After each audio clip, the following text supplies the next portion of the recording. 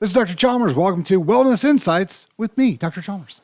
All right, we're going to keep going through all of our stuff. We have lots and lots of questions, people asking about the opioid epidemic since I did my TED Talk, which go watch that. It's spectacular. And send it to everyone you know. We have to start a new national conversation about cannabis and pushing back against the opioid epidemic. And if you don't understand how bad the opioid epidemic is, go to Netflix and watch Painkiller. It's going to give you all the information you need. It is dramatized, but the vast majority of the thrust of what they're telling you is 100% accurate. All right.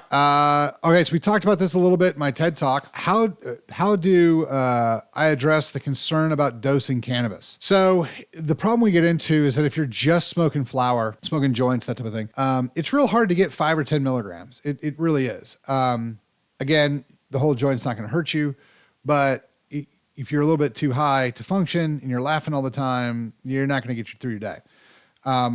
So gummies can kind of do this, not great, but if you find low dose gummies, 5 milligram, that type of thing, that's fantastic.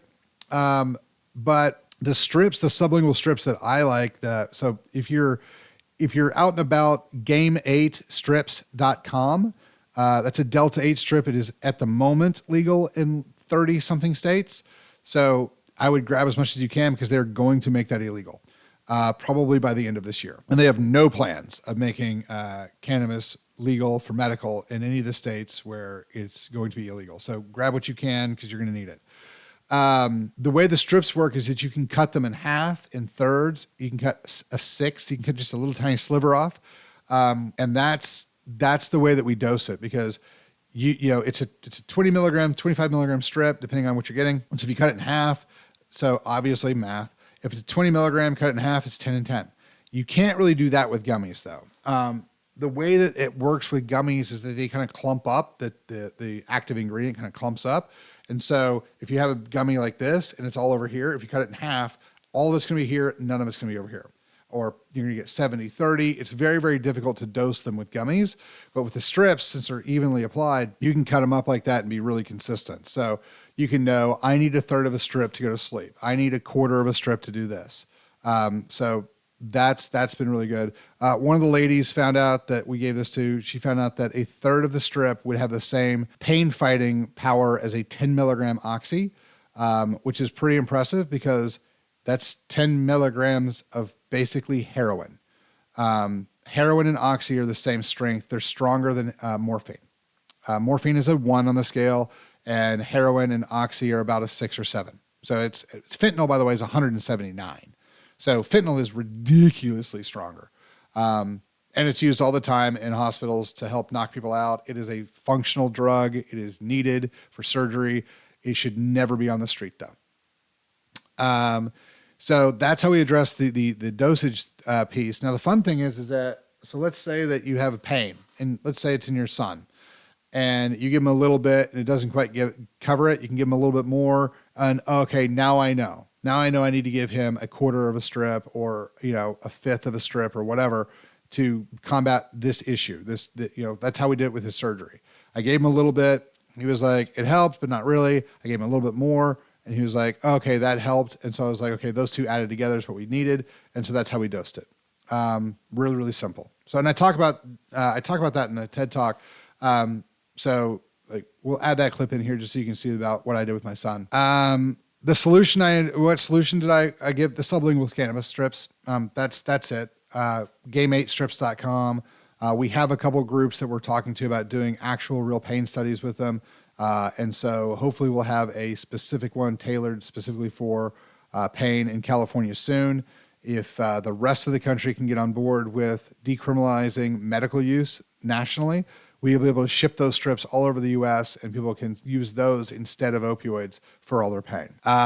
What's the advantage of sublingual strips? It gets in your body a lot faster. You don't have to smoke it, so it doesn't damage your lungs. You don't have to vape it, so it doesn't damage your lungs and throat and mouth and all that type of stuff.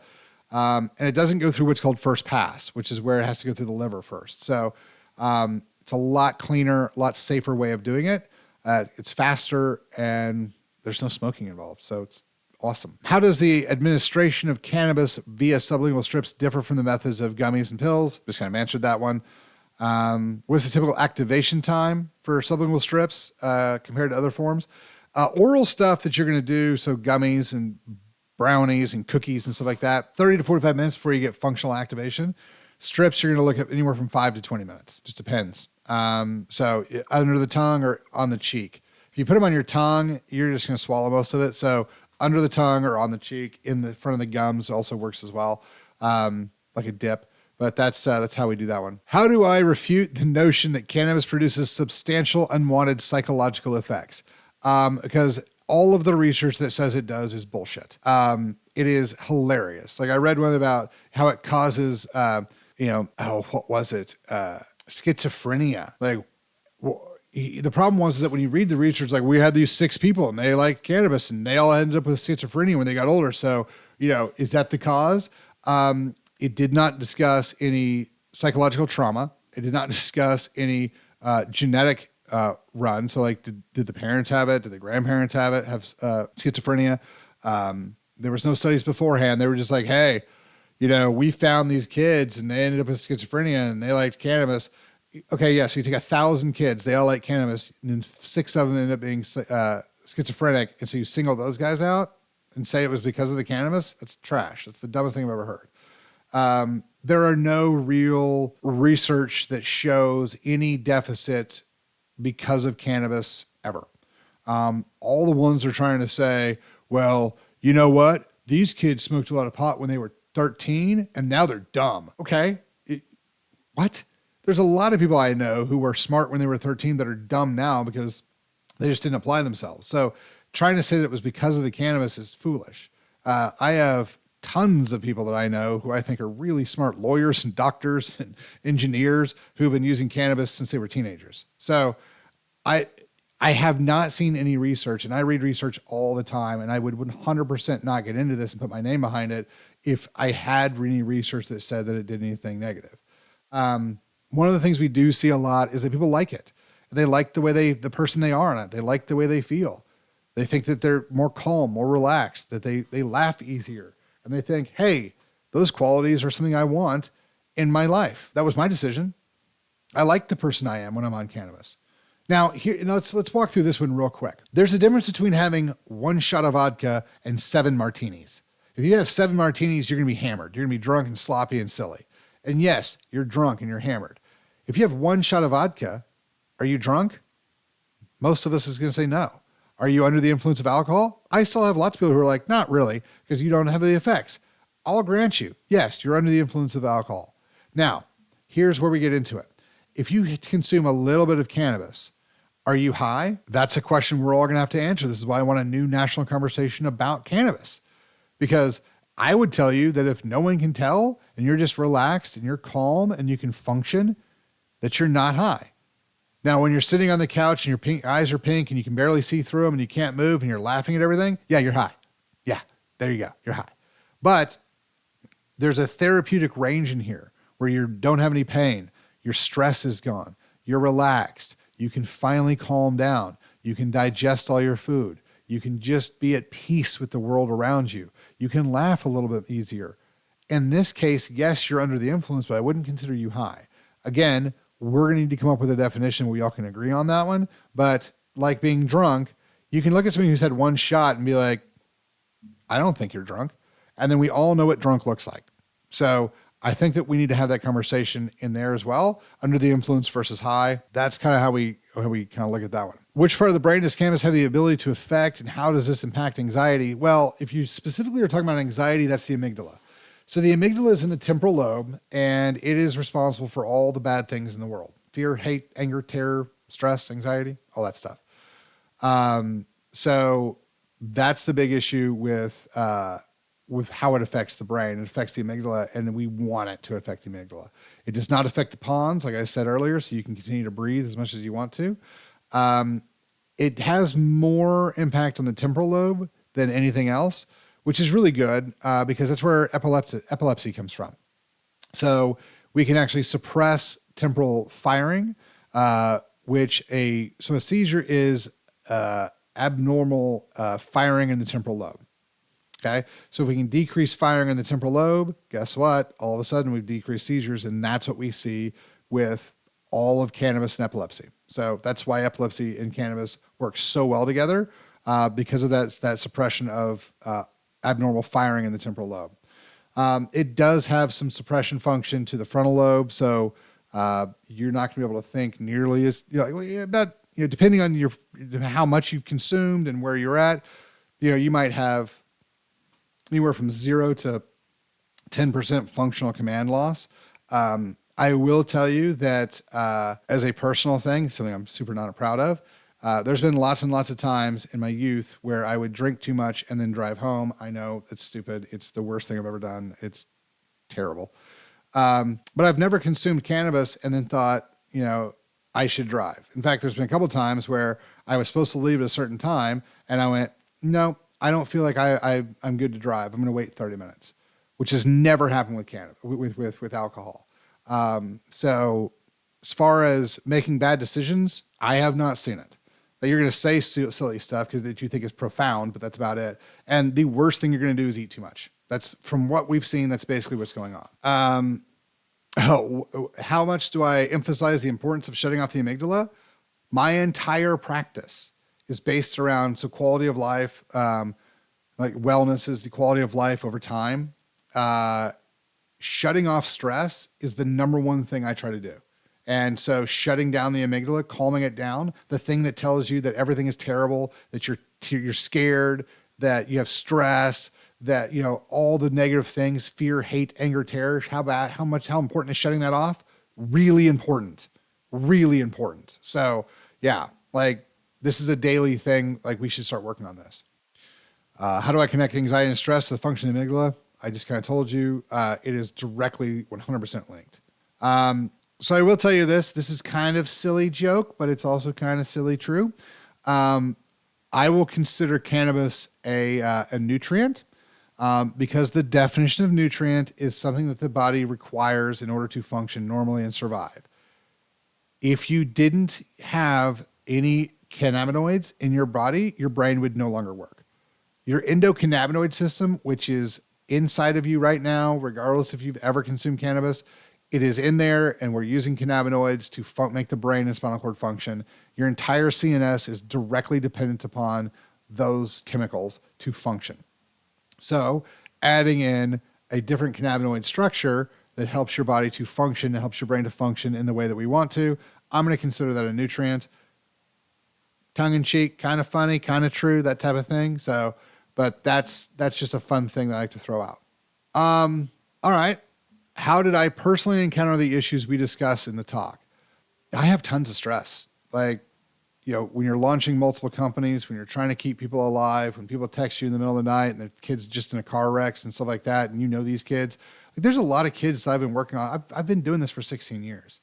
There are kids who are driving today that I met when they were born. It's, and I'm not there in their family, but when you work with somebody and you know somebody for 10 or 15 years, you get kind of close to them.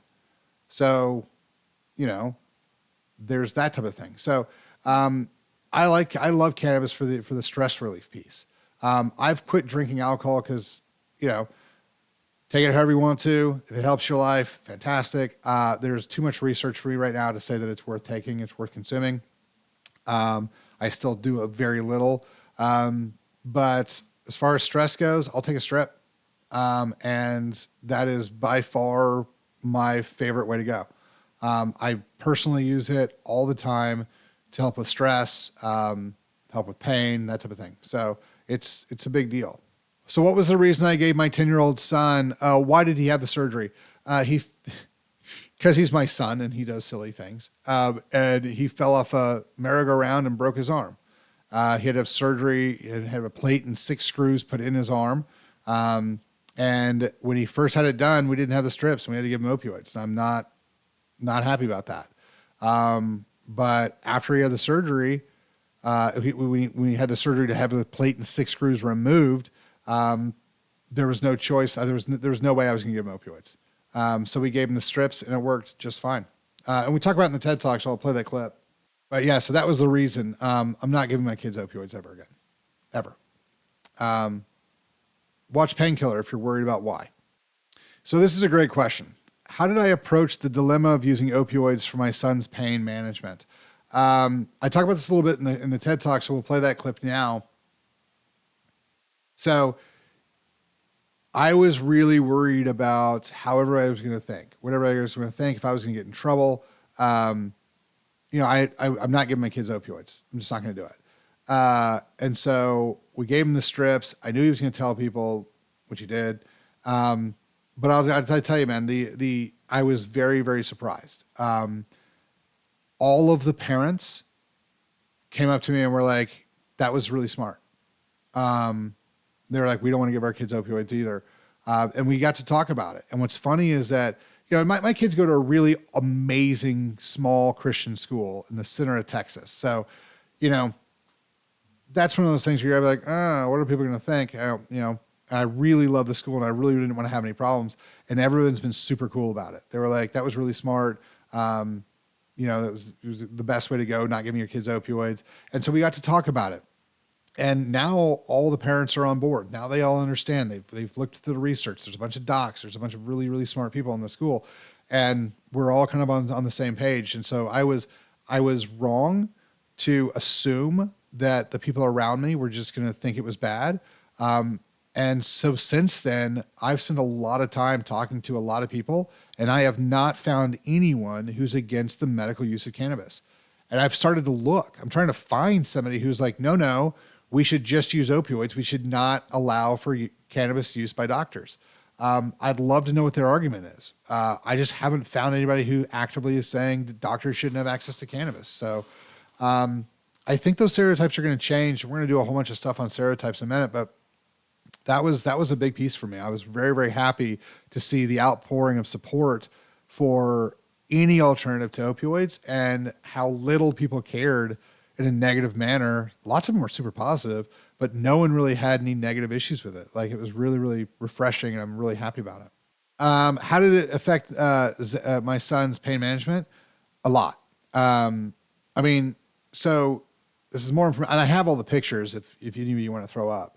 But I had them take pictures of it while they were doing it.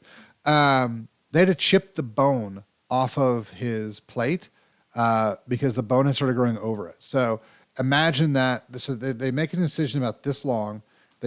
They pry it open so they can get inside and they can start working on the actual bones. And they had to take a chisel and literally like chip away at the bone that's in there before they could even unscrew the screws. And when it got done, so you can see the incision and you can see the bone, and there's holes. There's 6 holes in the bone, like not like small holes, like big old holes where those screws used to be, all the way through. And so then they put it back together. Well, what happened the first time that he had the surgery, when they put him in, is that he had a reaction to the dissolvable strips, the dissolvable sutures they used. And so it opened up and we had this wound issue. And so he had this giant scar. It was like 3/4 of an inch this way by the entire like 6-inch length of the scar. So what they did is they did like a scar revision where they just cut off that skin. So he had to have the bone chipped away. He had 6 giant holes in the actual bone. He had about a 1 inch by 5 inch or something, maybe 6 inches, cut out and then sewn back together. That's what the surgery was. So everybody understands this was not like pulling a splinter out. This was a major actual surgery to a 10-year-old. And then what we ended up doing was we just cut little strips, and I gave him little strips, and he was fine. Whenever he would be like, hey, Dad, my arm's starting to hurt, I would give him a little strip, and he'd put it under his tongue. It would dissolve in, and he'd be fine. 10 or 15 minutes later, I'd be like, hey, how's your arm? He'd be like, oh, it's fine. And he would go back to reading. And I was making sure that he wasn't getting high because I wanted to make sure the dose was right. And I would talk to him and stuff like that. And he was his normal, silly self, but nothing I would consider that was an added bonus. No high issues. So it worked out really, really well. What observations I make about the son's experience with sublingual strips in terms of psychological effects? This is how I knew that. Now, I'd use them on me, and I'd use them on my friends, and I'd use them on everybody else. But when I gave them to my son for his issues, that's really when I knew. I knew for a fact this is our replacement for opioids. This is it. My 10-year-old's not high. He's talking normally. He's reading his book. He's remembering everything he read. He has no pain. This is what we need to be doing. This is it. This is where we need to go. The observation was that we have our solution. I'm done looking. This is it. We need everybody to know. We need to have a new national conversation about this. We need to be using these in everybody so that we don't have the addiction issues, we don't have the death issues, and we can bring everybody back together. We can rebuild and stabilize our families. So 100%, it was super critical. It changed the way I think about it. It 100%. I know now that this is the medication we should be using. So that was the observation I made, and that's what it changed. So, how do I react to the idea of having more comprehensive information about cannabis? 100% we need it. 100%.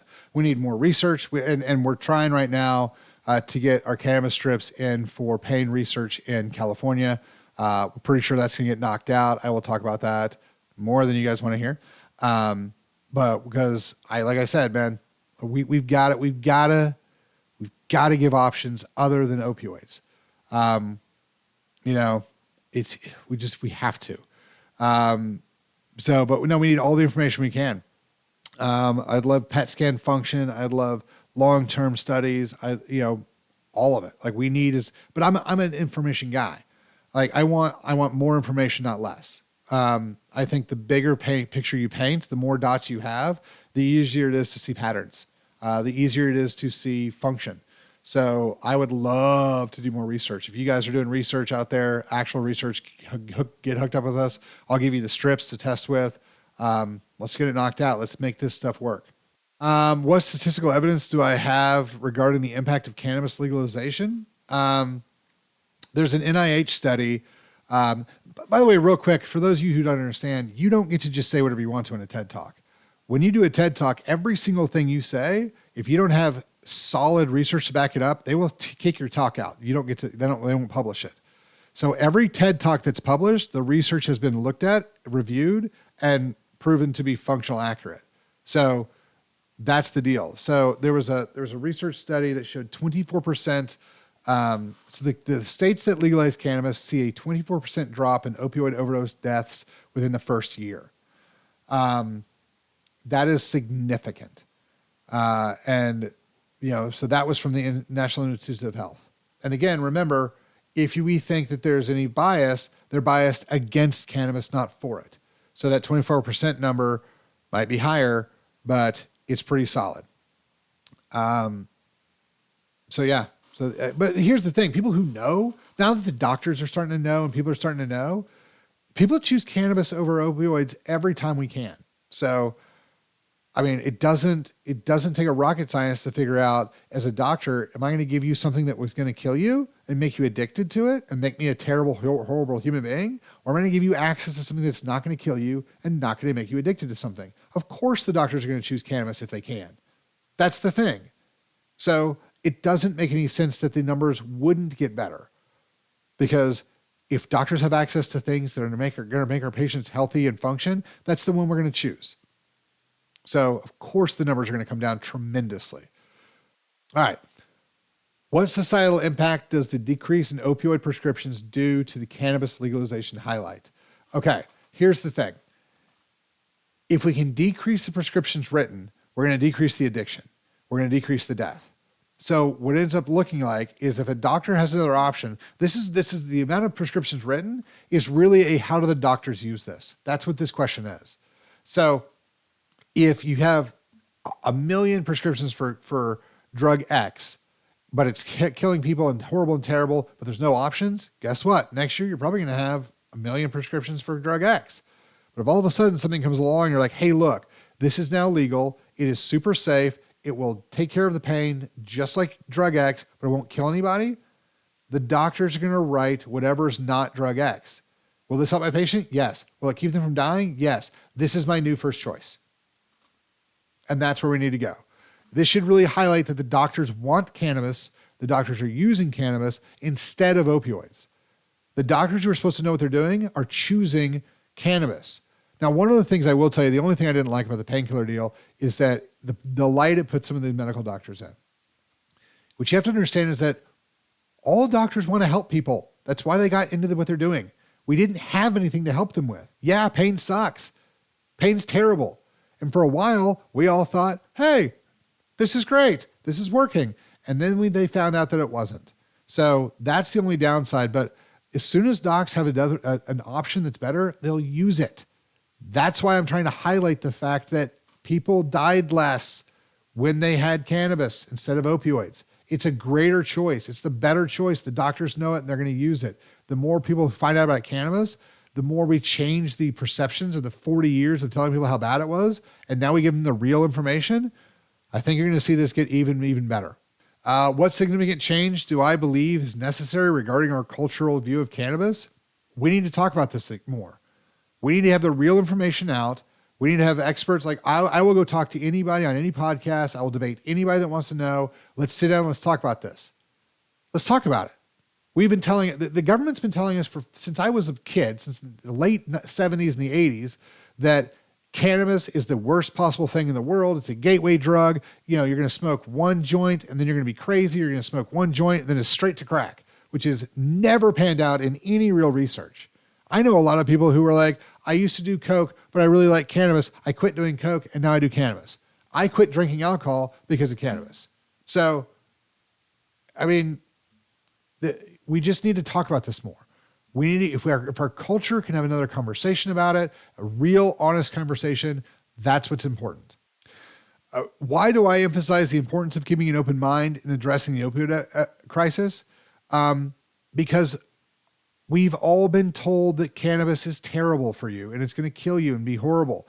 If we don't keep an open mind to the idea that maybe the information we got earlier was either highly biased, a flat lie, or just wrong, if we don't keep an open mind to that, we're always going to be sitting here thinking, yes, but my school principal and all the after school specials told me that cannabis was really bad for us. I've been indoctrinated. I've been brainwashed. I've had that hit in my skull for 20 years. Yeah, sorry. I hate to be the person who tells you this, but sometimes the government lies to you and sometimes the government's wrong. We need to kind of rethink what we thought we knew. Because in this case, it's very, very, very obvious that it was the information we got was bad. And we need to open our minds and think about this again. All right. What is the meaning of me referencing Albert Einstein's quote in the context of the opioid crisis? So let's play that quote. Okay. Basically what I'm trying to say is that we're slamming our heads against the wall. We all know the opioid epidemic is terrible. We all know it's horrible. And the idea that we're just going to continue to give people opioids because that's what we do, that's the definition of insanity. Doing the same thing over and expecting different results is insanity. So that's, I think, one of Einstein's quotes as well. But the thing is that when we look at the opioid epidemic, if we don't start to change the way we think about it, we're going to end up reciting and continue to do the same thing.